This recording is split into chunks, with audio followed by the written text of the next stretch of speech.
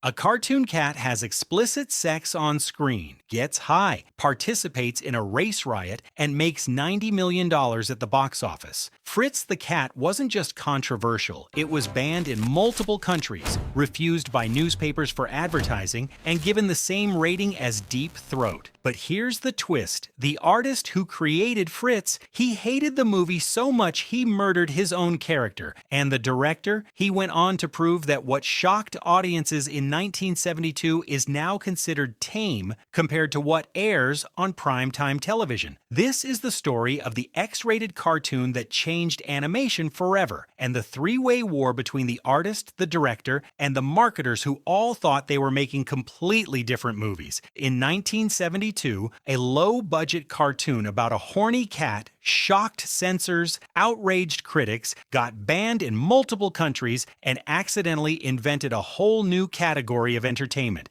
the X-rated cartoon. This is the rise and fall of Fritz the Cat, the film that proved cartoons aren't just for kids, and the three-way war that almost destroyed it. Okay, let's start with the basics. Fritz the Cat is an animated film about an anthropomorphic cat wandering through late 1960s New York. He's experiencing sex, drugs, and political riots, all in vivid, explicit detail. The film was made for somewhere between $700,000 and $850,000. It grossed approximately $90 million worldwide, and it became the first and still the only mainstream American animated feature to receive an X rating from the MPAA. Think about that for a second, an X rating, the same rating given to hardcore pornography for a cartoon. Now imagine walking into a theater in 1972 expecting a cartoon, something you associate with Saturday mornings and cereal, and seeing full frontal animated nudity, explicit drug use, and race riots. That's what audiences got, and here's the belief-breaking part. Most people think the X rating killed the film. It didn't, it made the film. The studio leaned into it with taglines like 90 minutes of violence, excitement, and sex, and it became one of the most profitable independent animated films ever made. But to understand how a cartoon got an X rating, we need to go back to where Fritz was born, in the underground comic strips that parents definitely didn't want their kids reading. 1960s, San Francisco. The counterculture is exploding. You've got protests, free love, psychedelics, and a growing underground comic scene that's saying things mainstream comics would never touch. And in the middle of all that, a cartoonist named Robert Crumb. Crumb is drawing these raw, satirical comic strips about a cat named Fritz. And Fritz? He's not a hero. He's a hypocrite. He talks about revolution and free love. But really, he just wants to get high and sleep with as many women as possible. Think about this for a second. Crumb wasn't celebrating the counterculture. He was mocking it. Fritz was his way of saying, you people talk about changing the world, but you're just as selfish and shallow as everyone else. These comics were explicit, sexual, political, and they were sold in head shops and adult bookstores, not on newsstands. Parents definitely didn't want their kids reading them, but here's the thing. They were popular, really popular, and that caught the attention of a producer named Steve Krantz. Krantz thought, what if we turned this into a movie? And he knew exactly who to call, Ralph Bakshi. Bakshi was an animator who'd worked on TV cartoons and was frustrated. He thought animation was stuck. It was all kids stuff, Disney princesses, Saturday morning cereal commercials. He wanted to prove animation could tell adult stories, real stories with sex, politics, and consequences. When Krantz showed him Crumb's Fritz comics, Bakshi saw his chance, but here's what most people don't know. Crumb didn't want this to happen. He thought animation would water down his work, make it safe, turn Fritz into just another cartoon character. Bakshi promised him, I won't sanitize it. I'll keep it raw. I'll keep it real. Crumb didn't believe him, but he sold the rights anyway. And that decision, that moment, is where the war started, because Bakshi thought he was making art. Krantz thought he was making money. And Crumb thought he was making a mistake. So Bakshi had his vision, Crumb had his doubts, and the studio had a tiny budget, less than $1 million to make a feature-length animated film. What could possibly go wrong? Well, everything, starting with the MPAA. The film is finished. It's time to submit it to the MPAA, the Motion Picture Association of America, for a rating. Now, the MPAA had 5 ratings back then, G, PG, RX, and that was it. Bakshi and the studio figured, okay, we'll get an R. It's got adult content, but it's a cartoon. How bad can it be? The MPAA watched the film and they gave it an X, not an R, an X. The same rating as hardcore pornography. Let me put that in perspective. An X rating meant no one under 17 could see it, no mainstream theaters would book it, no newspapers would run ads for it, and most importantly, it carried the stigma of porn. This was a death sentence for most films. Bakshi appealed. He argued, it's satire, it's political commentary. Yes, there's sex and drugs, but it's animated. It's not real people. The MPAA didn't care. Their reasoning. The film contained explicit animated sex, full frontal nudity, graphic drug use, profanity, racial caricatures, and violent riot scenes,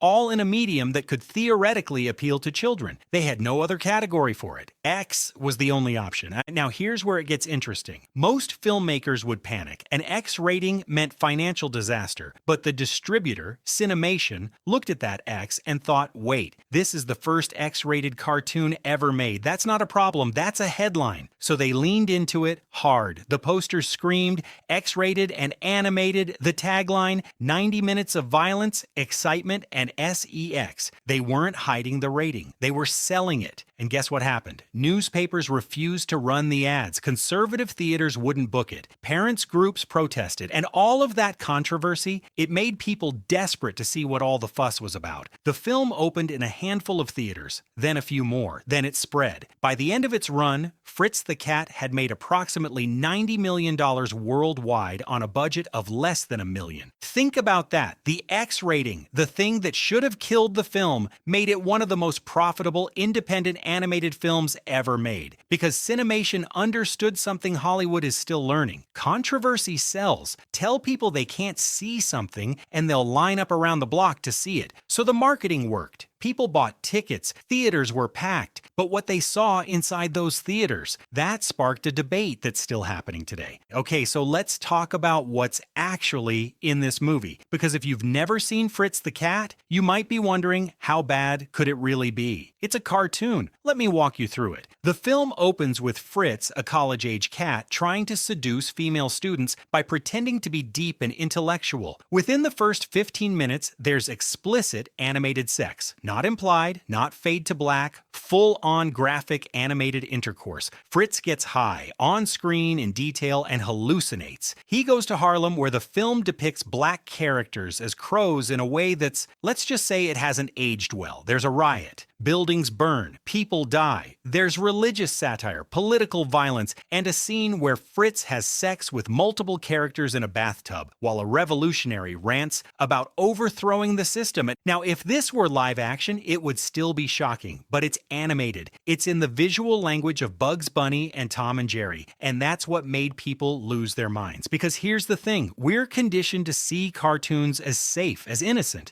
As for kids, Fritz took that conditioning and weaponized it. It used the aesthetics of childhood to tell a story about adult hypocrisy, racism, and political violence. And that made people uncomfortable in a way live action couldn't. The backlash was immediate. Spain banned the film outright. The UK and Germany censored it heavily, cutting scenes, trimming dialogue. In the US, newspapers refused to run ads. Theaters in conservative areas wouldn't book it. Critics were split. Some called it groundbreaking, a bold satire of 1960s counterculture, proof that animation could be art. Others called it pornography, exploitation, a cheap gimmick designed to shock and sell tickets. So which was it? Was Fritz the Cat biting political commentary? Or was it just a cartoon cat having sex for 90 minutes? Here's the truth. It was both. The film has real satirical intent. It's mocking the shallow revolutionaries of the 1960s who talked about changing the world but were really just chasing sex and drugs. But it's also exploitative.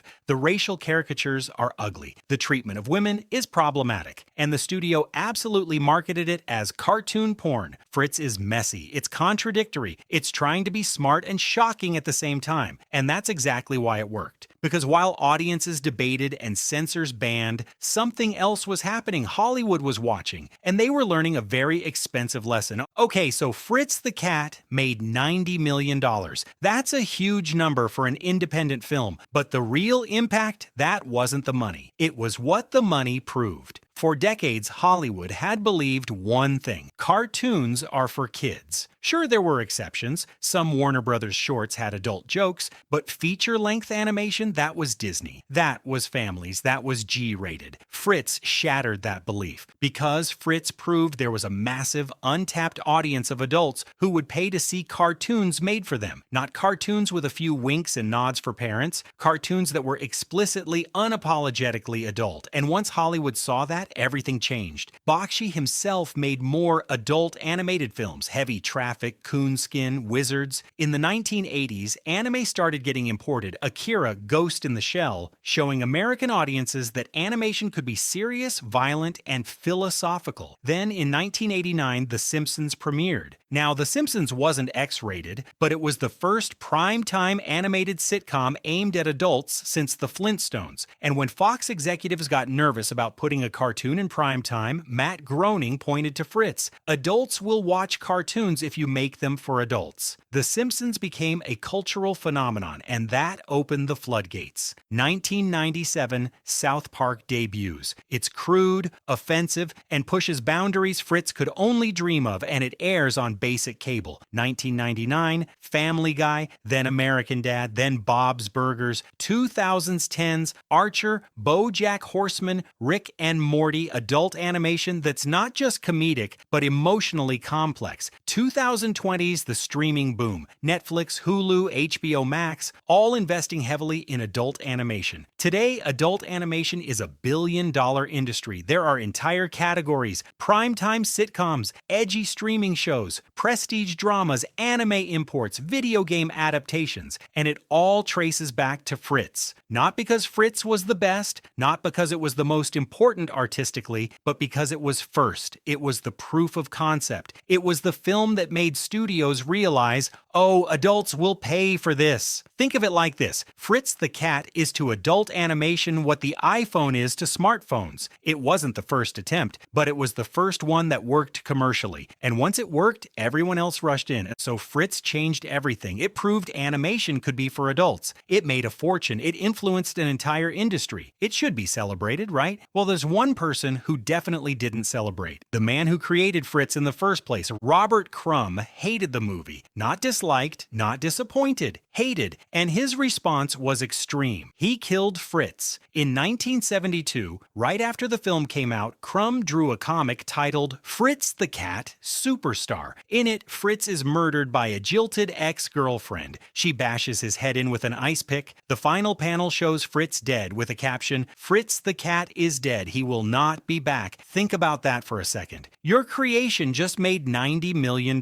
It changed an entire industry. It's famous worldwide. And your response is to murder it. That's how much Crumb hated what the film did to Fritz. So why did he hate it? Crumb felt the film betrayed his satirical intent. In his comics, Fritz was a hypocrite, a shallow, selfish character who represented everything wrong with the counterculture. But in the movie, Fritz became a sex symbol, a cool, rebellious anti-hero. It's like if someone took your biting criticism of social media influencers and turned it into an aspirational Instagram account. The message got flipped. And here's the kicker. Crumb also hated that the film made so much money. He felt Bakshi and the studio exploited his work for profit without understanding the politics behind it. He saw the X-rated and animated marketing and thought, they're selling this as cartoon porn. That's not what I made. But here's the thing, Crumb sold the rights. He knew what he was getting into. He just didn't think it would work. And when it did work, when it became huge, he couldn't take it back. So he did the only thing he could. He killed Fritz in the comics. And you know what happened next? They made a sequel anyway. 1974, The 9 Lives of Fritz the Cat. Bakshi didn't direct it. Crumb had nothing to do with it, and it bombed. So we've got a film that made millions, changed animation forever, and was disowned by its creator. Which brings us to the question everyone's asking in 2025.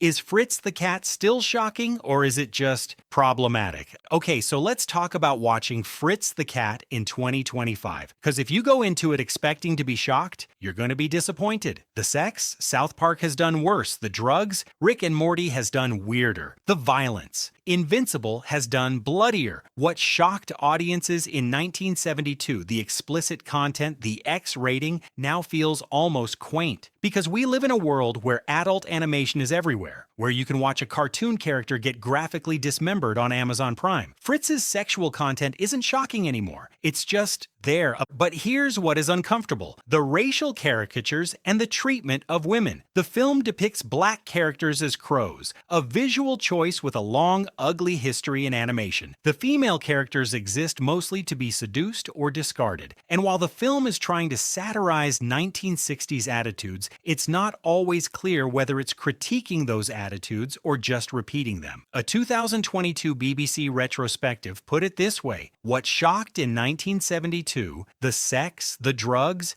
now feels almost quaint. But what didn't shock then, the racial stereotypes, the treatment of women, now feels deeply uncomfortable. So here's the paradox. Fritz was ahead of its time in proving animation could be adult, but it was also very much of its time in how it handled race and gender. It broke one set of rules while reinforcing another. So how do we watch Fritz today? You've got three options. Option 1, as groundbreaking art. Focus on what it achieved, the first X-rated cartoon, the proof that adult animation could work, the influence on everything that came after. Option 2, as exploitation marketing. Focus on how the studio sold it, the cartoon porn angle, the controversy as strategy, the way it used shock value to sell tickets. Option 3, as a flawed time capsule. Accept that it's both groundbreaking and problematic, that it changed animation while also reflecting the worst attitudes of its era. And honestly, option 3 is probably the most accurate, because Fritz is messy, it's contradictory, it's trying to be smart and shocking and satirical and profitable all at the same time. And sometimes it succeeds, and sometimes it fails. So where does that leave us? With a film that's simultaneously groundbreaking and problematic, profitable and disowned, influential and uncomfortable. But there's one more thing Fritz did that we're still living with today. And it's not about animation, it's about marketing. Fritz the Cat proved something that Hollywood has been exploiting for 50 years. Controversy sells. The phrases X-rated cartoon, banned, too sexual for theaters, and these are curiosity triggers. They work in 1972 and they work in 2025. Every banned episode thumbnail you see on YouTube, every too dark for TV video title, every cartoon not really for kids essay, they all trace back to Fritz. Because Fritz didn't just change what cartoons could be, it changed how we market them. The controversy wasn't a side effect, it was the strategy, and we're still using that playbook today. So was Fritz the Cat a masterpiece or a mess? Groundbreaking or exploitative? The answer is probably yes, it was all of those things. It broke every rule, proved animation could be for adults, made a fortune, got banned, and was disowned by its creator. And 50 years later, we're still talking about it. Which means, in the end, Fritz won. So here's my question for you. What was the first adult cartoon that made you realize animation wasn't just for kids? Was it The Simpsons? South Park? Something else? Drop it in the comments. I want to know when that light bulb went off for you. If you want more deep dives into the controversial, banned, and forgotten corners of animation history, hit that subscribe button. And if you want to see how Fritz's legacy played out in the 1990s, check out my video on South Park's first season, the show that proved you could say anything in a cartoon as long as it was funny. Thanks for watching.